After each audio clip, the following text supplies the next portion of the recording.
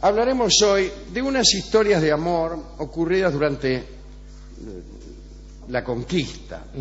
Y son historias entre soldados españoles y muchachas indias. Y hubo casos en que algunos soldados tuvieron que desertar por amor. Tuvieron que apartarse de los suyos para ir detrás de amores que nunca estaban bien vistos. El Inca Garcilaso refiere una historia que ocurrió en una expedición de nuestro querido amigo Hernando de Soto, allá por 1540. Hernando de Soto, aquel que, como tantos de nosotros, buscaba la fuente de la juventud. Y cruzó del Atlántico al Pacífico de un saque. Sí, parece que andaban los expedicionarios por la zona de Arkansas y entraron en un pueblo indio que había sido abandonado. De Soto y sus soldados se quedaron allí unos 15 días. Y el cacique del lugar, que con su gente se había alejado del pueblo, envió a 4 hombres principales y a 300 indios de servicio para que guiaran a los españoles a otro sitio más rico. La verdad es que el cacique quería que los españoles se fueran de una vez del poblado que ocupaba.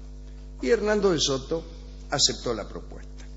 Cuando salieron de aquel pueblo y habían caminado 2 leguas, de Soto se dio cuenta de que faltaba un hombre importante de su ejército. Era Diego de Guzmán, un sevillano noble y rico, a quien todos conocían por su afición al juego.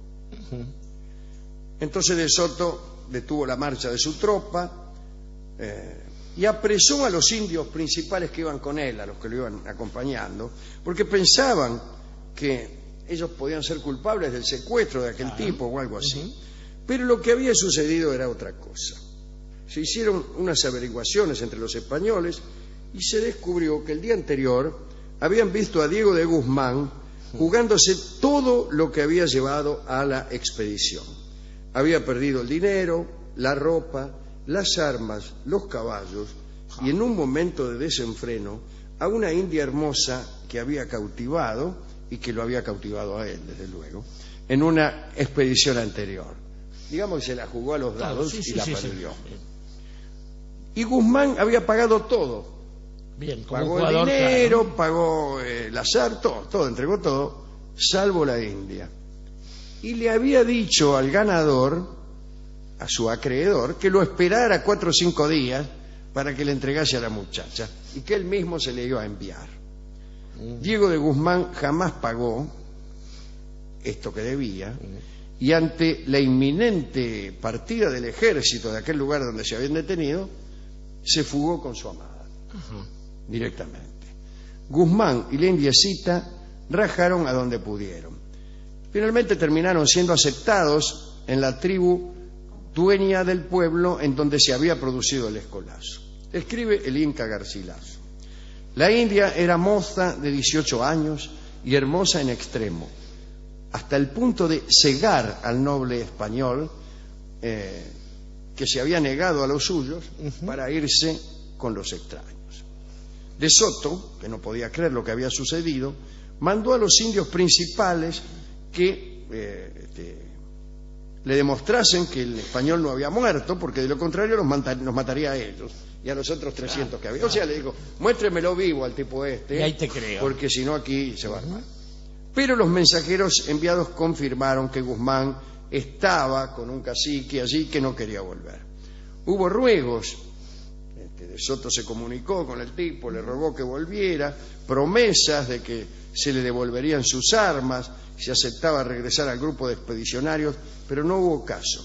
Después de gastar 10 días en esas diligencias, Hernando de Soto continuó adelante, ya sin el desertor, soltó a los indios principales y los de su servicio y se olvidó de Diego de Guzmán. Las crónicas también. Sí, claro. Nunca nadie supo qué sucedió con él, que era precisamente lo que Diego de Guzmán quería. Quería, justamente, muy bien. Un detalle, en aquella expedición todos los hombres jugaban buena parte de lo que conseguían.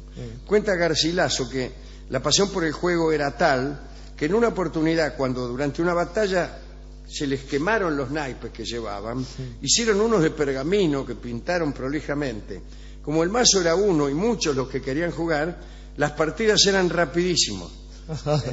Jugaban a juegos que inmediatamente se resolvían para que todos tuvieran la oportunidad. Otra historia de deserción por amor fue la siguiente. El español Pedro del Barco, un hombre de las filas de Pizarro, se había unido a una india que pertenecía nada menos que a las Vírgenes del Sol en Cuzco. Como sabemos, las Vírgenes del Sol eran un grupo de muchachas a las cuales se las enclaustraba en un ámbito creado para un sacrificio humano de larga duración, en las Aclahuasi, o Casa de las Escogidas. Ahí jamás entraban varones. Las elegidas lo habían sido por su linaje o por su hermosura. Y debían ser vírgenes, y para asegurarse de ello, las recluían cuando todavía no habían cumplido los 8 años. Por supuesto, las muchachas no podían comprender la dimensión del destino impuesto, que era el ingreso a una especie de cárcel dorada en la que permanecían encerradas hasta el fin de sus días. Aquella prerrogativa según la cual no debían ver a un hombre llegó a su fin. Prerrogativa no está bien. Aquella imposición, claro, conforme a la cual no debían ver a un hombre, llegó a su fin con la aparición de los conquistadores. Bueno, que después la suplantaron por conventos de clausura. Claro. Por supuesto, al obviarse todo tabú, Pedro del Barco pudo encontrarse con la muchacha que lo enamoró. Una noche, la muchacha vio que unos soldados estaban jugándose a los dados un disco de oro que representaba al sol. Desesperada, le pidió a Pedro del Barco que se adueñara del disco y que lo protegiera. Para ella tenía un valor sagrado. Pero era una empresa complicada porque aquel disco lo había ganado en el juego nada menos que Francisco Pizarro. Pizarro, en un gesto intimidatorio, quiso que al día siguiente se destruyera aquel disco en medio de la playa y en presencia de todo el mundo para terminar con aquellos fetiches. Pedro del Barco, hombre de confianza de Pizarro, se afanó el disco y huyó con la india. Poco después comenzaron a ser perseguidos por los hombres de Pizarro. Tras una larga huida, llegaron al lago Titicaca, se adentraron en sus aguas en una canoa de totora. La persecución continuó durante la noche con barcas, antorchas, y el asunto terminó cuando, a punto de agarrarlos, Pedro del Barco, con la aceptación de la muchacha, tiró el disco al agua y, según dicen las crónicas, los perseguidores se perdieron en la confusión que originó la codicia. Varios murieron ahogados buscando el disco de oro y Pedro, con su amada, se perdió de vista para siempre. Otro más que consiguió salir de la historia, pero entrar en su propia historia de amor. Una última. Por favor.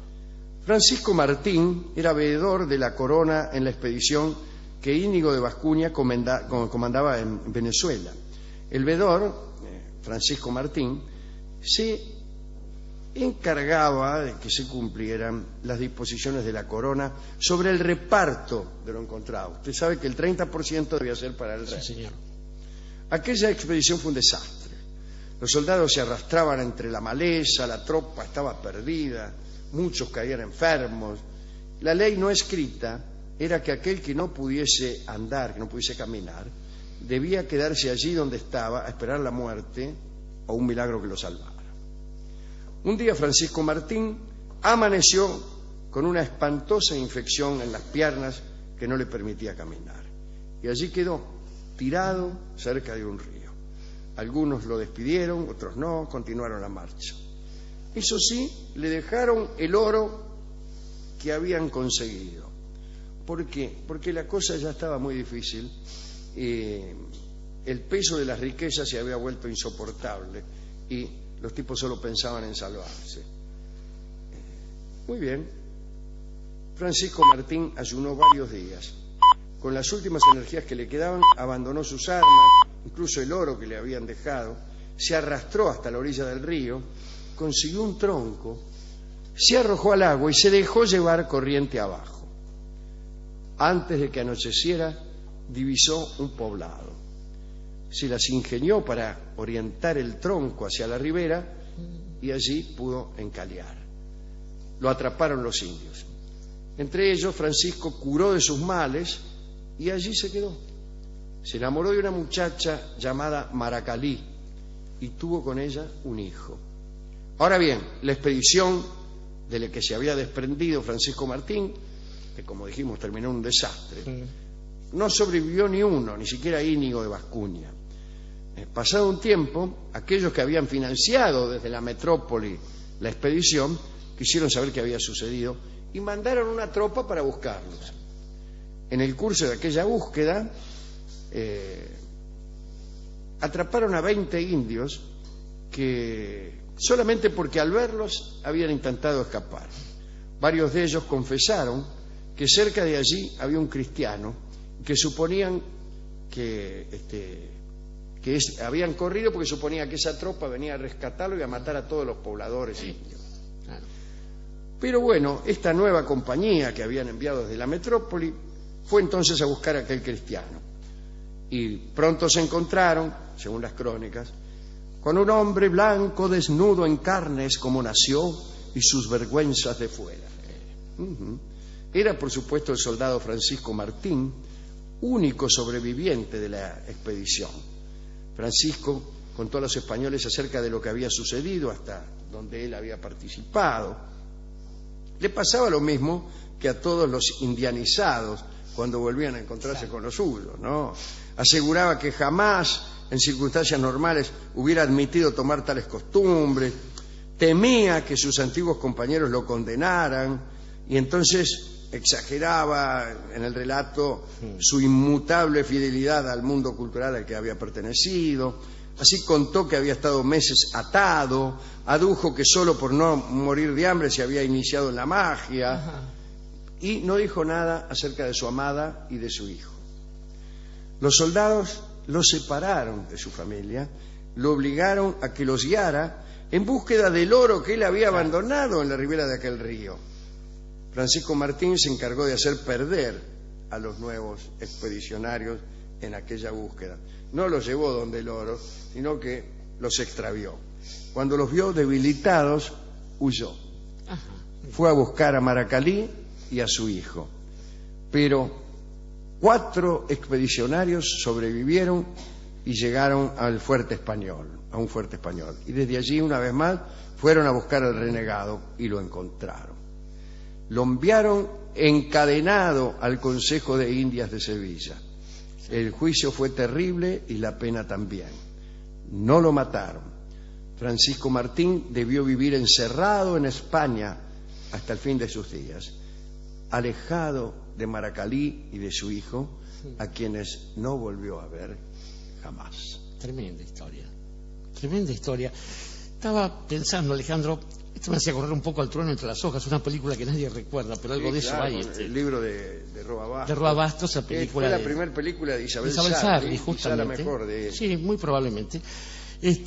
Pero en cualquier caso estaba pensando que no ociosamente la operación de dominación del Imperio Español sobre América se llama conquista, y que usted haya hablado de historias, de amor en las cuales también se utiliza la palabra conquista. Y esto va más allá de ese significado de sujeción de un género al otro, ¿no? Digamos que hay una operación en la que cuando menos se imponen cierto tipo de preceptos o de ideas que tienen que ver con convencer, por ejemplo, a la persona madre, y acá da lo mismo que sea un hombre, una mujer, otro hombre y alguna mascota, digo, de que allí, en el actor de eso, radica una forma de belleza o de excelencia, que no es otra cosa después de todo es la seducción y la conquista justamente.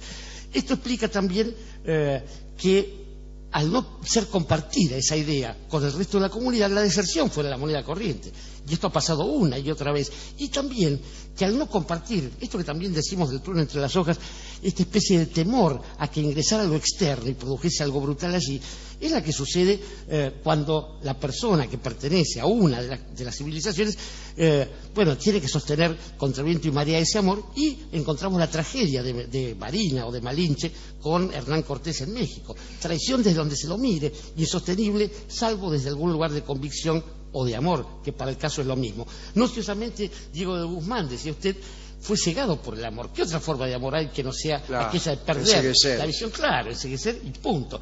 ¿Y qué otra forma más, fácil de comprobar qué tan verdadero es el amor que esto de querer ser olvidado por el resto del mundo? Solo se manifiesta un amor que valga la pena, así cuando no le interesa a uno el resto de las cosas. Y entonces el olvido del mundo es lo mejor. Ahora, hermano, te quiero ver cuando se te pasa. Porque, digamos que también, quizás cuando se pasa el amor, lo que queda es lo más degradado, de la codicia en el caso de tantos españoles. Lo de Pedro del Barco y el disco de oro también pasó en México, en el norte, muchísimos kilómetros más al norte, cuando en aquella cosa que no ociosamente tampoco lleva el nombre de un tango, Mi Noche Triste, los españoles huyen de Tenochtitlan, México, y se ahogan por el peso de oro de sus bolsillos, salvo los que se habían quedado con alguna muchacha azteca, y bueno, habían hecho otro tipo de operación con sus propias vidas. Pero decía, volviendo a este asunto, la cuestión es que cuando uno deja de ser amado, pierde no solamente a la mina o al tipo, qué sé yo, sino lo que pierde es esa capacidad para avanzar en el mundo, esa forma que no se llama de otro modo que poder, digamos, porque justamente en eso consiste el poder, digo, en la posibilidad de conquistar. Para tener poder, me decía un amigo que entonces era coronel, no hay que imponer, sino convencer, sino seducir. Y además, digo eso, que la otra persona crea que uno tiene esos dones que nadie más tiene, es lo que lo convierte en la persona amada. Usted me ha dicho más de una vez, ¿a quién ama las minas? El que es poderoso. El poderoso es el que gana siempre esa partida. Y el poderoso es una milonguita que canta Alberto Merlo, en donde un señor, un pueblero, se jacta de sus conquistas menores. Así que escucharemos esta divertida milonga que canta Alberto Merlo.